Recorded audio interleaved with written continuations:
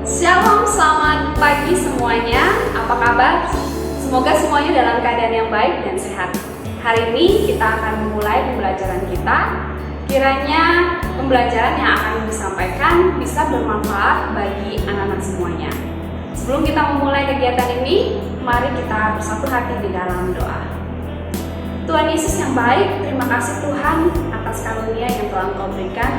Engkau memberkati dan melindungi kami sehingga kami boleh kembali untuk belajar dan menerima hal-hal baru yang baik dalam hidup kami. Tuhan, sekarang kami ingin memulai pembelajaran kami. Berkatilah pembelajaran ini dari awal, pertengahan hingga akhirnya. Di dalam tangan pengasihan-Mu kami berdoa dan mengucap syukur. Amin. Bab yang akan mendasari kita dalam pembelajaran kita pada hari ini adalah bab 7, yakni berjudul Gereja yang Memperbaharui Diri. Bahan Alkitabnya yang mendasari kita adalah dari Mazmur 104 ayat 30, Yesaya 43 ayat 19 sampai 20, Yosua 24 dan 2 Korintus 5 ayat 17.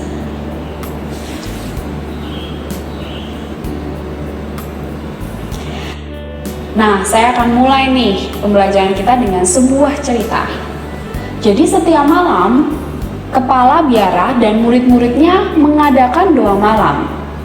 Namun, setiap kali itu juga, kucing di biara itu selalu datang dan mengganggu mereka. Oleh karena itu, kepala biara menyuruh mereka untuk mengikat kucing itu setiap kali waktu doa tiba. Bertahun-tahun lamanya mereka melakukan itu.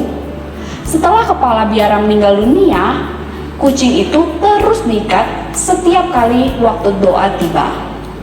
Ketika kucing itu mati, para murid mencari seekor kucing yang lain dan dibawa ke dalam asrama dan diikat untuk memastikan bahwa perintah-perintah kepala biara ditaati pada setiap kali waktu berdoa. Berabad-abad kemudian berlalu, dan murid-murid kepala biara menulis tulisan ilmiah tentang makna keagamaan dalam mengikat seekor kucing pada saat berdoa. Ini adalah sebuah kisah dari Zen Buddhist Story. Nah, saya ingin bertanya pada kalian. Kita masuk ke kegiatan 1 ya. Menurut kamu, apakah tujuan dari mengikat kucing saat berdoa di asrama? Mengapa para murid tetap mengikat kucing setelah kepala biara meninggal dunia? Dan mengapa kebiasaan ini tetap dilanjutkan setelah kucing itu mati? Bagaimana tanggapan kalian? Tujuan dari mengikat kucing ini tentu saja untuk meredam gangguan dari kucing tersebut. Dan ketika kepala biara meninggal, serta kucingnya juga meninggal, para murid tetap mencari kucing baru, bahkan membuat karya-karya ilmiah dalam hubungannya antara doa dengan mengikat kucing. Ini adalah sebuah kebiasaan yang ternyata dijaga dan dirawat oleh para murid tersebut. Apa arti cerita ini bagi kehidupan gereja kamu sehari-hari? Nah, bisa jadi dalam kehidupan bergereja kita pasti punya kebiasaan-kebiasaan tertentu atau tradisi-tradisi tertentu yang dijaga oleh setiap gereja masing-masing. Setiap gereja punya adat dan kebiasaan yang tentu berbeda satu dengan yang lain.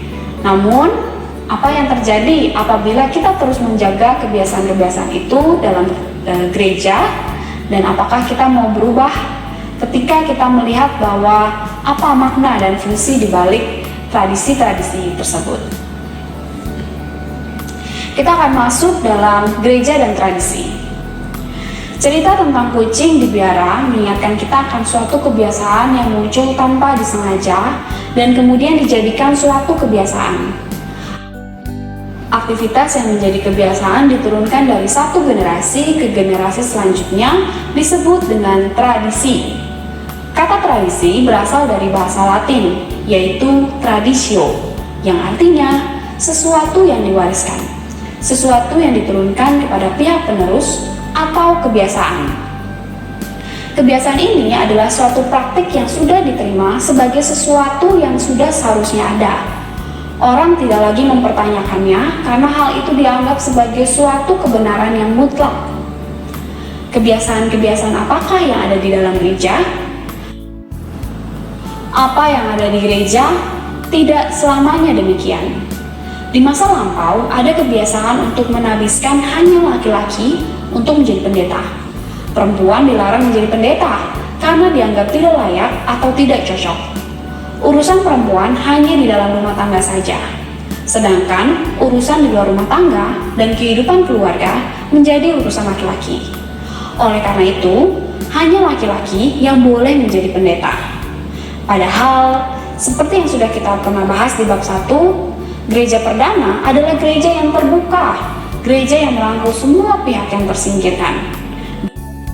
Gereja ternyata adalah sebuah komunitas yang revolusioner dan kini mengakui kepemimpinan perempuan di gereja. 1. Kepemimpinan perempuan.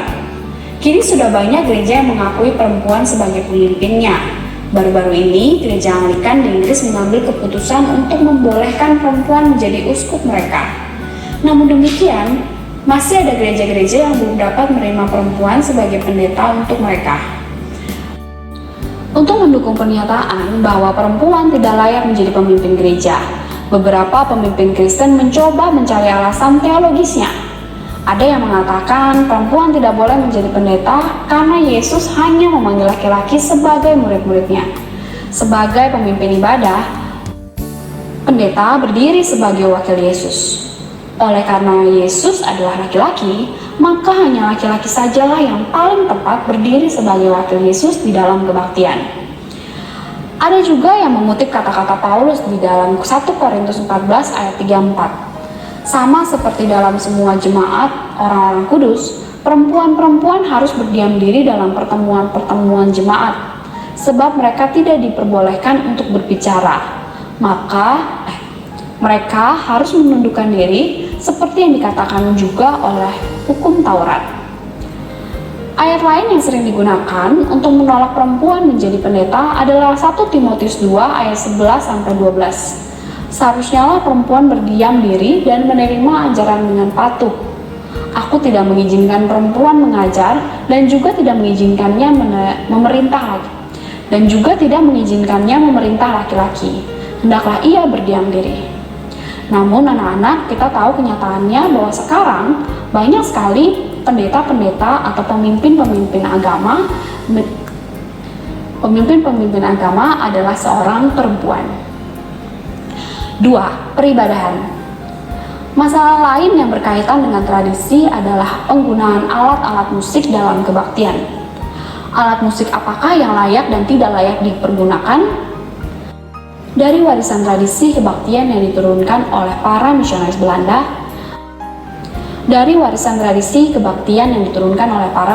Belanda, banyak gereja di Indonesia hanya menggunakan piano dan organ untuk mengiringi nyanyian jemaat. Alat musik lain dianggap tabu, misalnya gitar dianggap tidak layak dipergunakan dalam kebaktian. Begitu pula alat musik tradisional seperti gamelan atau godang Batak dianggap tidak boleh dimainkan dalam kebaktian-kebaktian di gereja karena dianggap sebagai musik orang kafir. Akan tetapi, sekarang pandangan itu sudah berubah.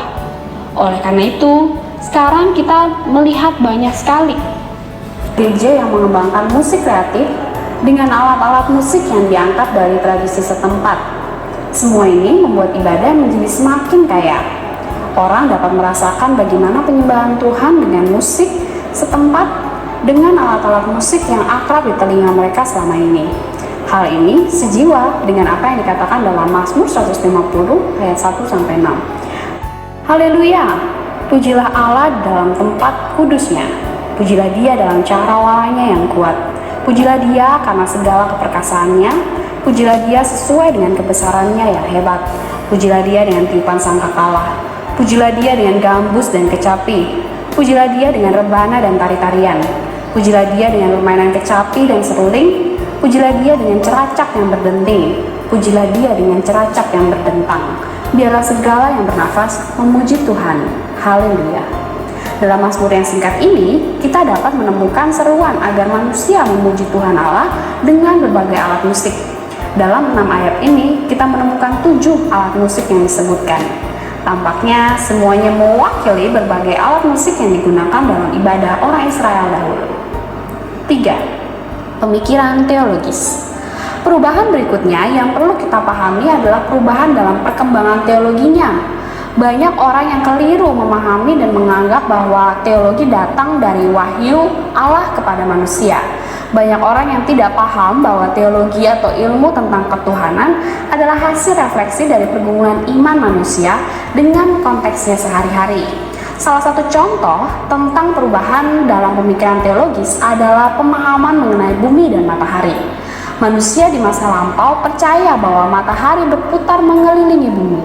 Pendapat ini disanggah oleh Galileo Galilei tahun 1564 sampai 1642, seorang ahli astronomi. Pada tahun 1610, Galileo menerbitkan bukunya Sidereus Nuncius yang memuat hasil pengamatannya dengan menggunakan teleskop yang baru terhadap bagian-bagian bulan. Bulan-bulan yang mengorbit di sekitar Jupiter, bagian-bagian Venus, dan lain-lain. Dari pengamatannya, ia menyimpulkan bahwa bumilah yang beredar mengelilingi matahari, bukan sebaliknya. Tulisan Galileo ini menimbulkan persoalan bagi para teolog pada waktu itu, karena menganut pandangan Aristoteles dan Ptolemeus yang berpandangan geosentris, yaitu bahwa mataharilah yang berputar mengelilingi bumi. Secara khusus, Galileo mengatakan bahwa Venus berputar mengelilingi matahari. Begitu pula dengan bulan-bulan yang mengorbit Jupiter. Para astronom Yesuit, pakar ajaran gereja, ilmu pengetahuan, dan filsafat pengetahuan alam mula-mula menentang kesimpulan Galileo ini. Namun dalam 1 atau 2 tahun kemudian, ketika teleskop yang baik ditemukan, mereka pun dapat melakukan pengamatan yang sama sehingga mereka memahami pendapat Galileo. Pada tahun 1632, Galileo menerbitkan bukunya yang berjudul Dialog Mengenai Dua Sistem Utama Dunia, yang secara tersirat membela pemahamannya tentang heliosentrisme, bahwa benda-benda di langit, planet-planet, dan bumi berputar mengedari matahari sebagai pusatnya. Pada 1633, Dewan Inkuisisi Gereja yang bertugas memeriksa ajaran-ajaran sesat menyatakan bahwa Galileo bersalah karena dicurigai mengajarkan ajaran yang sesat. Galileo dijatuhi hukuman penjara tanpa batas sampai ia meninggal tahun 1642. Baru pada tahun 1992, Paus Yohanes Paulus II menyatakan gereja menyesal karena telah mengatakan Galileo sebagai penyesat. Sebuah pemikiran teologis lain yang mengalami perubahan adalah pandangan orang Kristen terhadap orang-orang kulit hitam dan orang kulit berwarna lainnya. Pada masa lampau, di dunia barat termasuk di Afrika Selatan, orang Kristen kulit putih menganggap orang kulit hitam dan kulit berwarna lainnya lebih rendah derajatnya daripada orang kulit putih. Oleh karena itu, mereka layak dijadikan budak. Mereka mengajukan dasar-dasar teologis yang mengatakan bahwa orang yang kulit putih adalah keturunan Yafet anak Nuh, sementara orang-orang kulit hitam adalah keturunan Ham anak Nuh yang dikutuk setelah melihat Nuh tidur telanjang karena mabuk dan malah menceritakannya pada saudara-saudaranya. Kalian bisa lihat itu di Kisah Kejadian 9 ayat 22 dan 25 sampai 27. Untungnya lah orang sekarang lebih cerdas dan bijaksana sehingga pemikiran ini sudah ditinggalkan. Kita akan masuk ke kegiatan kedua. Amatilah kehidupan di gerejamu, khususnya dalam persekutuan di kalangan remaja atau orang muda. Menurut kamu, apakah ada perubahan yang perlu dilakukan oleh gerejamu sehubungan dengan kehidupan persekutuan remaja dan orang mudanya? Kalau iya, apa? Diskusikanlah. Di gereja pasti ada banyak kegiatan-kegiatan yang dilakukan oleh berbagai usia. Salah satunya adalah usia anak muda kan. Biasanya ibadah-ibadah pemuda itu pasti punya peranan yang berbeda atau punya nuansa yang berbeda dibanding dengan ibadah untuk lansia maupun untuk anak-anak. Itu mengapa dalam kehidupan bergereja, setiap kategori usia punya peranannya masing-masing dengan situasi yang dibangun supaya menyesuaikan dengan kebutuhan usia yang ada di dalam gereja tersebut. Yang kedua, menurut kamu, mengapa perubahan itu perlu terjadi? Perubahan pasti harus terjadi karena setiap orang memiliki kebutuhannya yang berbeda-beda. Begitu juga perubahan konteks dan zaman yang terus berubah. Kalau dulu belum ada corona, kita masih bisa bertemu satu dengan yang lain. Otomatis peribadahan pun berjalan dengan lancar, dan mungkin kita tidak menggunakan musik-musik seperti YouTube atau musik-musik seperti itu lebih jarang. Lebih banyak musik-musik yang dilangsungkan dengan live atau langsung. Tapi sekarang karena peribadahan di masa corona ini ada beberapa perubahan, seperti kita lebih banyak melihat ibadah lewat komputer atau YouTube, di mana pasti videonya sudah diambil di hari-hari sebelumnya, sebelum hari ibadah berlangsung. Namun ada juga gereja-gereja yang melangsungkan ibadah secara live dengan menjaga protokol kesehatan. Segala perubahan ini adalah perubahan yang mengikuti konteks zaman karena ada kondisi yang tidak memungkinkan oleh karena kesehatan seperti dalam masa pandemi corona seperti sekarang. 3. Perubahan apa saja yang sudah pernah dilakukan oleh gerejamu dalam kehidupannya? Perhatikan dan catatlah perubahan yang telah terjadi selama 3-4 tahun terakhir. Ini bisa kalian jawab masing-masing ya, tapi secara umum pasti ada banyak sekali perubahan yang terjadi di gerejamu, seperti yang tadi saya sudah sampaikan, seperti ibadah dengan menggunakan platform YouTube, atau ibadah anak-anak dengan menggunakan musik-musik yang kalian ambil dari YouTube. Dan banyak sekali, silahkan kalian cari sendiri juga ya di rumah. Kita akan masuk ke bagian yang D, perubahan sebagai kehidupan. Presiden Amerika Serikat John F. Kennedy pernah mengatakan, waktu dan dunia tidak diam saja. Perubahan adalah hukum kehidupan. Mereka yang hanya memandang ke belakang atau ke masa kini pasti akan kehilangan masa depan. Kata-kata Kennedy ini sangat penting. Dalam dunia binatang, kita dapat menemukan bagaimana kemampuan berubah itu sangat dibutuhkan sebagian binatang untuk menyelamatkan diri. Misalnya, bunglon terkenal karena dapat dengan cepat mengubah warna kulitnya sesuai dengan warna lingkungan yang ada di sekitarnya. Apabila dia berada di sekitar dedaunan, ia akan berubah warnanya menjadi hijau. Dan ketika dia berada di sebatang kayu, warnanya akan berubah menjadi kecoklatan. Perubahan inilah yang dapat membuat bunglon menyelamatkan diri dari binatang pemangsanya. Inilah cara bertahan hidup yang disebut oleh para ahli biologi sebagai mimikri. 1. Mimikri sebagai mekanisme perlindungan diri. Mimikri pertama kali ditemukan oleh Henry Walter Betts, sahabat Charles Darwin yang datang dari Inggris ke Brazil pada tahun 1832 untuk melakukan penelitian alam. Di sana, ia bertemu dengan seorang pakar ilmu alam dari Jerman bernama Fritz Müller. Betts dan Müller menemukan beberapa jenis kupu-kupu yang pola sayapnya terang, mirip sekali dengan kupu-kupu dari jenis lain di daerah itu. Setelah berpikir keras mengapa kupu-kupu itu meniru jenis kupu-kupu yang lain, Betts dan Müller tiba pada kesimpulan bahwa kupu-kupu itu meniru jenis kupu-kupu lain yang beracun yang tidak dapat dimakan oleh burung-burung dan kadal, sehingga mereka tidak akan diserang oleh binatang-binatang pemangsa itu. Mimikri adalah jenis mekanisme perlindungan diri yang dikaruniakan Tuhan kepada jenis-jenis makhluk tertentu, binatang maupun tumbuh-tumbuhan. Dengan mekanisme ini, mereka dapat mempertahankan diri dari serangan-serangan musuh yang berbahaya serta menjaga kelangsungan hidup mereka dan keturunannya. Luar biasa, bukan? Apa yang dilakukan oleh binatang atau tanaman tertentu dalam alam untuk menyelamatkan dirinya diadopsi di dunia kemiliteran juga.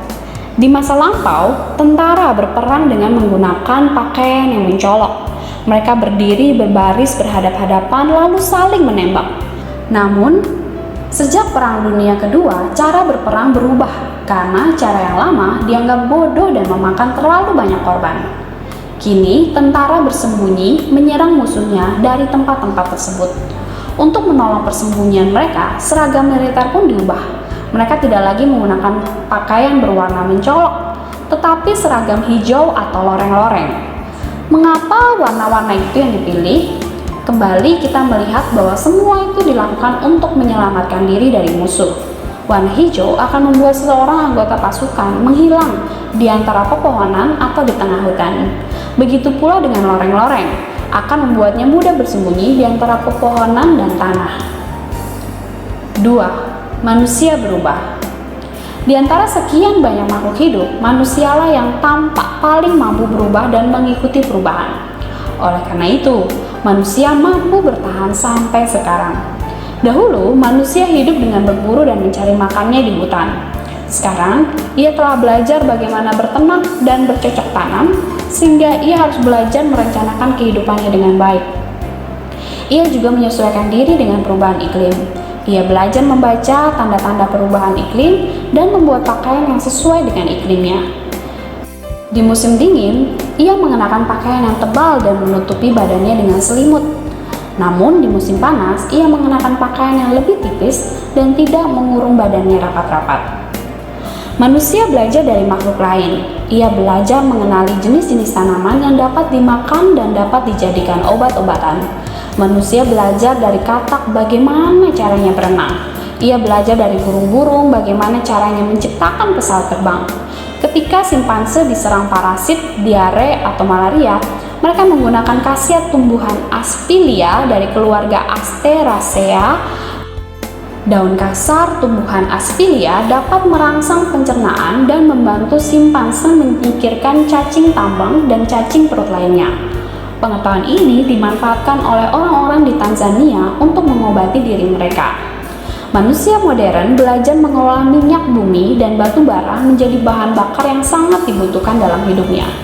Kini, dengan semakin menipisnya minyak bumi dan batu bara, ia dipaksa untuk mengerahkan pikirannya lagi, mencari sumber-sumber energi alternatif. Demikianlah cara manusia berubah menyesuaikan dirinya dengan alam di sekitarnya supaya ia mampu bertahan. Kita akan masuk dalam kegiatan yang ketiga. Perhatikanlah dunia di sekelilingmu. Catatlah perubahan-perubahan apa saja yang dilakukan oleh manusia terhadap alam sekitarnya atau terhadap cara hidupnya sendiri, supaya hidupnya menjadi lebih nyaman dan lebih baik. 2. Setiap perubahan pasti membawa konsekuensi, bukan? Ketika manusia menemukan batu bara dan minyak bumi, ia berhasil menciptakan berbagai benda modern yang mengubah hidupnya, seperti kendaraan, tenaga listrik, dan lain sebagainya. Namun hal ini juga mengakibatkan rusaknya bumi. Perhatikanlah sejauh mana perubahan-perubahan yang terjadi mengorbankan lingkungan hidup, sehingga justru menimbulkan bencana alam bagi makhluk-makhluk lainnya. Apa yang mesti dilakukan manusia untuk mengurangi atau menghindari kerusakan-kerusakan ini? Lakukanlah sebuah debat kecil antara dua kelompok di kelas. Kalau misalnya kalian di rumah, berlatihlah secara mandiri, yaitu melihat bagaimana pemanfaatan sumber-sumber alam seperti minyak bumi dan batu bara untuk kesejahteraan hidup manusia. Kemudian cari juga penentangnya, bagaimana minyak bumi dan batu bara itu dapat merusak kesejahteraan lingkungan hidup. Kalian dapat menemukan juga argumen-argumen dalam Alkitab yang mendukung argumen-argumen kalian. Kemudian yang ketiga adalah buatlah kesimpulan dari pengamatan yang telah kamu lakukan. Sebenarnya masih banyak sumber daya alam selain minyak bumi dan batu bara yang habis dikeruk oleh manusia, seperti misalnya pohon-pohon yang ditebang atau efek rumah kaca yang membuat es di kutub utara atau kutub selatan mencair. Ini juga bisa menjadi perhatian kita dalam menjaga kelangsungan hidup sumber daya alam yang ada di dunia ini. Umat Allah yang berubah. Umat Allah juga selalu berubah. Tuhan tidak ingin umatnya tetap hidup sama seperti zaman dahulu. Zaman terus berubah, keadaan selalu berubah. Maka gereja dan umat Allah pun harus ikut berubah agar mampu menghadapi dan bertahan dalam perubahan-perubahan tersebut. Perubahan ini juga dikerjakan oleh Allah sendiri. Dalam kitab Yesaya, Tuhan Allah berkata demikian, "Lihat, aku hendak membuat sesuatu yang baru yang sekarang sudah tumbuh. Belumkah kamu mengetahuinya? Ya, Aku hendak membuat jalan di padang gurun dan sungai-sungai di padang belantara. Binatang hutan akan memuliakan aku, serigala dan burung unta, sebab aku telah membuat air memancar dari padang gurun dan sungai-sungai di padang belantara untuk memberi minum umat pilihanku. Yesaya 43 ayat 19-20. Kata-kata ini disampaikan oleh Tuhan Allah kepada bangsa Israel yang hidup di pembuangan di Babel. Mereka hidup merana dan menderita karena tinggal di negeri asing. Apa yang tampak di hadapan mereka seolah-olah padang gurun dan belantara saja, tidak ada kehidupan. Namun, bangsa Israel tidak akan lama lagi ternyata menderita. Tuhan akan membebaskan mereka. Tuhan akan menciptakan pembaharuan. Israel yang dibebaskan akan menjadi Israel yang baru, yakni umat Allah yang taat. 1. Pembaharuan umat Allah. Pembaharuan selalu menjadi tema penting dalam pesan-pesan Tuhan Allah kepada umat Israel. Dalam Yosua pasal 24 dikisahkan bahwa Yosua mengumpulkan bangsa Israel di Sikhem. Yosua sudah lanjut usia dan ia tahu bahwa ia sebentar lagi harus meninggalkan bangsa itu. Yosua khawatir karena bangsa Israel adalah bangsa yang keras kepala dan mudah sekali berpaling dari Tuhan. Oleh karena itu, Yosua mengisahkan kembali perjalanan bangsa itu sejak pertama kali Tuhan memanggil Abraham dan merencanakan pembentukan bangsa Israel. Pada akhir pidatonya yang panjang, Yosua meminta bangsa Israel untuk memilih. Tetapi jika kamu anggap tidak baik untuk beribadah pada Tuhan, pilihlah pada hari ini, pada siapa kamu akan beribadah. Allah yang kepadanya nenek moyangmu beribadah di seberang sungai Efrat, atau Allah orang Amori yang negerinya akan kamu diami ini. Tapi aku dan seisi rumahku, kami akan beribadah pada Tuhan. Apabila kamu meninggalkan Tuhan dan beribadah pada Allah asing, maka ia akan berbalik daripadamu dan melakukan yang tidak baik kepada kamu, serta membinasakan kamu, setelah ia melakukan yang baik kepada kamu dahulu.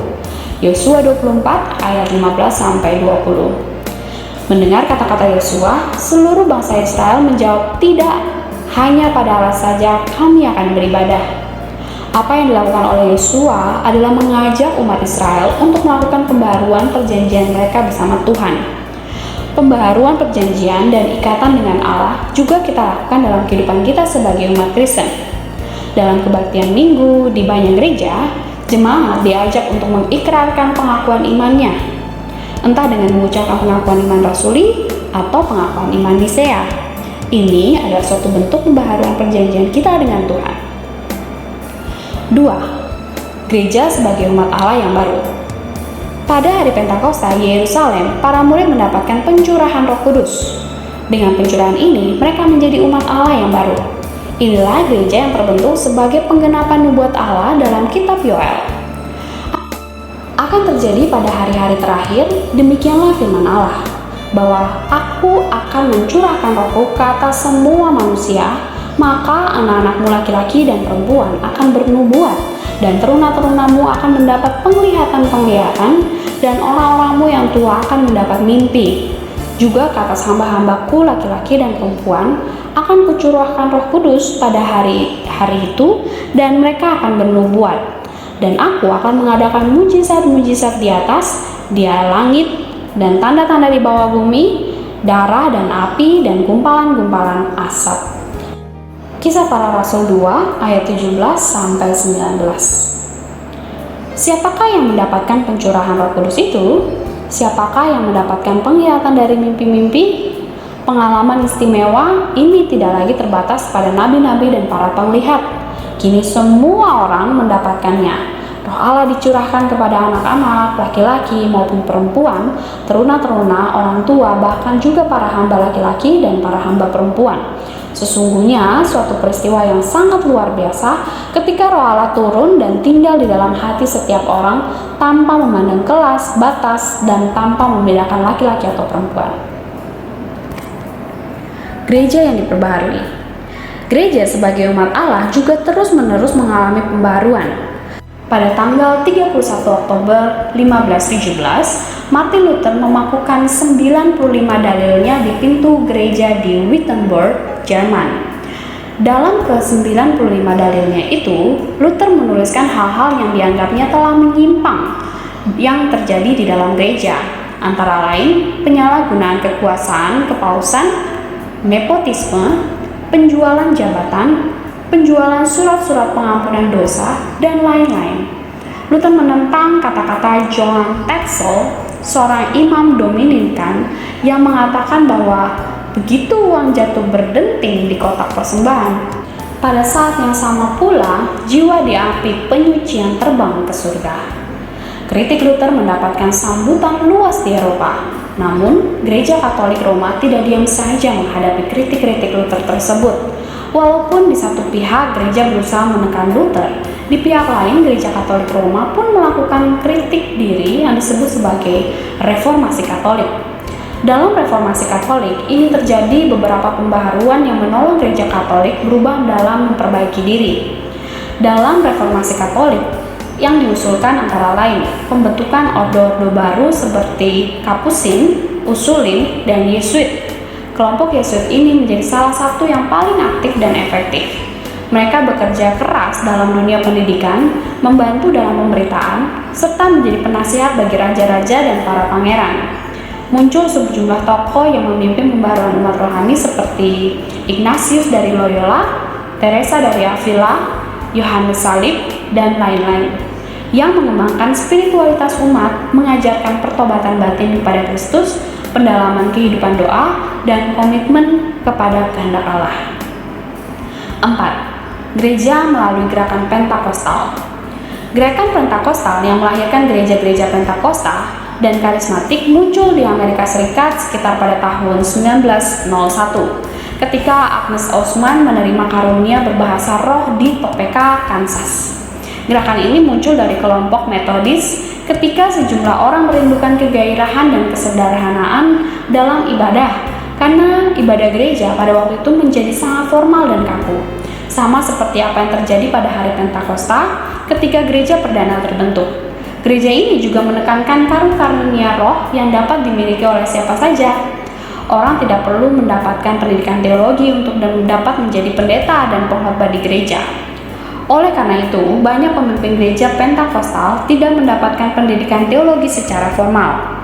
Kalaupun ada, biasanya hanya sedikit saja. Keadaan ini sudah semakin berubah sekarang, khususnya ketika kesadaran akan pentingnya pendidikan teologi sudah semakin berkembang dan dirasakan sangat dibutuhkan. Gerakan Pentakostal kini menjadi sebuah kekuatan pembaharuan yang luar biasa di dunia. Jumlah anggota mereka sangat banyak. Sebagian dari gereja-gereja Pentakostal ini bergabung dalam Dewan Gereja-Gereja Sedunia atau DGD. DGD mengakui gerakan Pentakostal ini sebagai gerakan gereja yang keempat setelah Gereja Ortodoks Timur, Gereja Katolik Roma, Gereja Protestan. Kehadiran gerakan ini sangat menimbulkan permasalahan karena banyak gereja yang menganggap bahwa klaim-klaim mereka dipenuhi oleh kuasa Roh Kudus yang tidak benar. Pada Juli 2014, Paus Fransiskus berkunjung ke sebuah gereja Pentakosta di Italia, dan di sana beliau meminta maaf atas diskriminasi yang pernah dilakukan oleh Gereja Katolik Roma terhadap orang-orang Pentakostal. Paus berkata, orang-orang Katolik telah menindas dan menolak orang-orang Pentakostal, seolah-olah mereka orang-orang gila. Saya adalah gembala orang-orang Katolik, dan saya meminta Anda semua memaafkan semua saudara-saudari Katolik saya yang tidak paham dan yang tergoda oleh iblis. Hal yang sama juga diungkapkan oleh para pemimpin gereja Injili yang menyambut kedatangan Paus. Pendeta Dr. Geoff Tunisilaev, Sekretaris Jenderal Aliansi Injili Sedunia, juga meminta maaf karena orang-orang Pentakostal juga pernah menganiaya orang-orang Katolik Roma. Sungguh alkitabiah dan mencerminkan pesan Yesus, sehingga harapan saya adalah bahwa tindakan Paus Fransiskus ini akan mengirimkan pesan yang kuat ke seluruh dunia, khususnya ke negara-negara di mana terjadi ketegangan yang kuat antara orang-orang Katolik dan Injili. 5. Gereja yang terus memperbarui diri. Ada sebuah semboyan yang terkenal di kalangan gereja-gereja reformasi yang berbunyi Ecclesia Reformata, Ecclesia Semper Reformanda, atau yang biasa disingkat dengan Semper Reformanda saja. Artinya, gereja yang diperbaharui adalah gereja yang terus-menerus memperbaharui dirinya. Kita sudah melihat bagaimana pembaharuan terus-menerus terjadi dalam kehidupan gereja. karena gereja terus-menerus menghadapi tantangan-tantangan yang baru. Berubah adalah hukum alam. Apabila gereja tidak berubah, maka gereja itu akan mati di gilas zaman. Seperti halnya dinosaurus yang tidak dapat mengubah dirinya menjadi lebih kecil ketika bumi sudah menjadi semakin penuh oleh berbagai makhluk hidup dan sumber makanannya pun makin habis. Perubahan seperti apakah yang harus dilakukan oleh gereja? Sebagian orang Kristen yakin bahwa mereka harus meniru gereja perdana. Itulah gereja yang paling murni. Mereka meniru cara berpakaian, aturan-aturan gereja, tata ibadah, dan gaya hidup yang mereka yakini dijalankan oleh orang-orang Kristen perdana.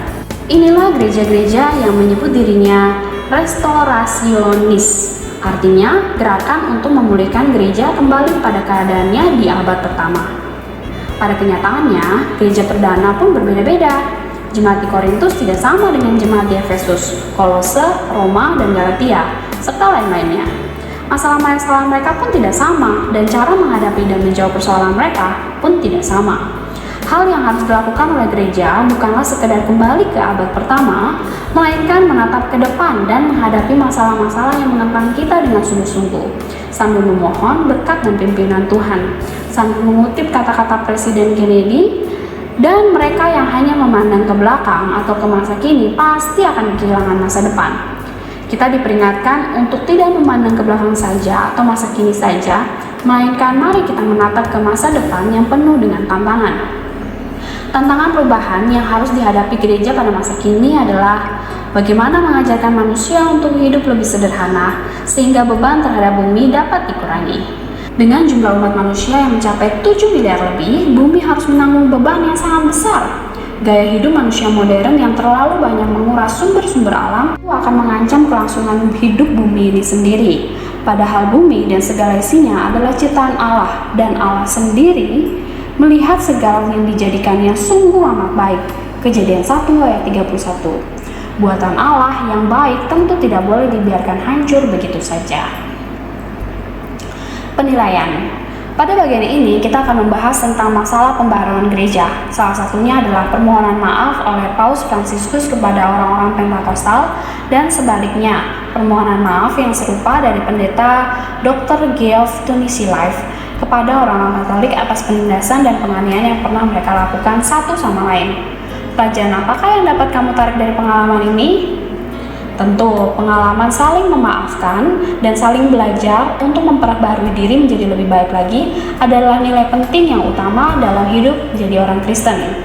Kita terus-menerus diperbarui, dan apabila kita melakukan kesalahan terhadap satu orang atau sekelompok orang, sebaiknya kita meminta maaf dan sebaiknya kita membangun perdamaian dengan orang tersebut. 2. Dengan cara apakah pembaharuan dilakukan oleh Paus Fransiskus dan pendeta Geoff Tunisi-Life ini menolong gereja untuk bertahan dalam menghadapi perubahan dunia? Mereka tentu saja melakukan hubungan baik, menjalin relasi satu dengan yang lain antar pemimpin agama atau antar pemimpin umat beragama. 3. Satu pembaharuan yang sedang terjadi di banyak gereja saat ini adalah pembaharuan dalam kehidupan rohani dan ibadahnya. Coba tanyakan pendeta, beberapa anggota majelis gerejamu, dan beberapa temanmu sendiri. Apakah gerejamu juga membutuhkan pembaharuan seperti itu? Adakah perbedaan pendapat di antara mereka? Apa sebabnya demikian? Menurut kamu sendiri, apakah perubahan itu perlu dilakukan? Tentu saja ya, perlu dilakukan. Setiap perubahan pasti mendapatkan atau mendatangkan kebaikan. Perubahan-perubahan yang baik akan membuat kita menjadi belajar tentang hal-hal yang menarik yang ada di sekitar kita. Para pendeta, para majelis pasti memikirkan apa yang terbaik bagi jemaatnya, sehingga perubahan dalam gereja itu sangat mungkin terjadi dalam kehidupan berjemaat. 4. Banyak gereja sekarang merasa ditantang untuk memikirkan kembali bagaimana hubungannya dengan umat beragama lain. Apa yang diajarkan gerejamu tentang orang yang beragama lain? Apakah gerejamu mengajarkan kamu untuk hidup bertoleransi dan membangun hubungan yang damai dan ramah tamah kepada umat beragama lainnya? Kalau ya, coba berikan contoh-contohnya. Pasti banyak ya, misalnya ketika umat agama lain yang melakukan hari raya mereka, kita pasti ikut menghargai hari raya tersebut. Misalnya ketika puasa, kita ikut menahan lapar dan haus dan tidak mencoba saudara-saudara kita yang sedang melakukan ibadahnya, atau kegiatan beragama lainnya yang dilakukan secara serempak. Misalnya ketika hari raya keagamaannya berlangsung di hari yang sama dengan hari raya keagamaan kita bisa saling menghargai dan hidup bertoleransi. Dan beberapa gereja atau beberapa masjid atau beberapa pura dan rumah ibadah lainnya biasanya juga saling membantu satu dengan yang lain dengan memberikan kegiatan-kegiatan yang bersifat membangun hubungan umat beragama yang baik, seperti memberi makan pada orang-orang yang membutuhkan atau kerjasama lainnya. 5. Setiap orang Kristen perlu berusaha melakukan perubahan dalam kehidupan pribadinya. Menurut kamu, perubahan apakah yang perlu terjadi dalam hidupmu sendiri?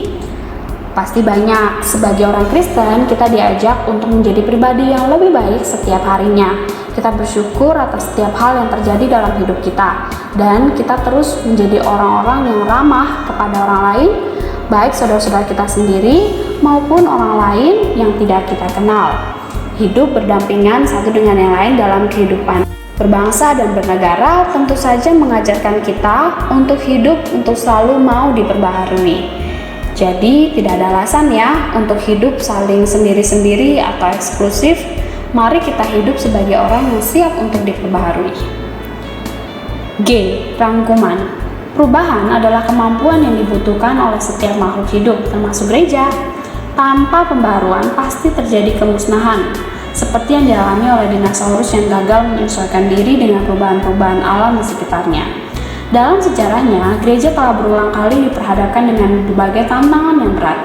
Gereja yang berhasil berubah dan mengubah dirinya, mengoreksi kesalahan-kesalahannya, memperbaiki sikapnya terhadap perubahan dan lingkungan sekitarnya, akan mampu bertahan. Namun perubahan harus dilakukan dengan hati-hati dan prinsip yang jelas, supaya perubahan itu tidak terjadi hanya sekedar ikut-ikutan saja. Perubahan yang sama juga perlu terjadi dalam kehidupan kita semua sebagai pribadi-pribadi Kristen, agar kita dapat ikut berjuang melestarikan kehidupan kita bersama di muka bumi ini. Mari kita lihat nyanyian penutup, yaitu Kaulah Tuhan, Surya Hidupku. Doa penutup. Doa ini akan saya kutip dari doa oleh Inazo Nitobe, seorang diplomat dan pendidik Kristen di Jepang. Mari kita berdoa. Aku meminta makananku sehari-hari kepada Tuhan, bukan kekayaan, supaya aku tidak melupakan yang miskin. Aku memohon kekuatan, bukan kuasa, agar aku tidak meremehkan orang kecil dan lemah. Aku memohon hikmat, bukan untuk menjadi pandai, agar aku tidak mengutuk mereka yang sederhana. Aku memohon nama yang bersih, bukan kemasyuran, agar aku tidak mengutuk rakyat jelata. Aku memohon kedamaian hati, bukan jam-jam yang kosong, agar aku tidak gagal mendengar panggilan tugas. Amin. Terima kasih sudah mengikuti pembelajaran ini dengan baik. Sampai berjumpa lagi. Tuhan Yesus memberkati.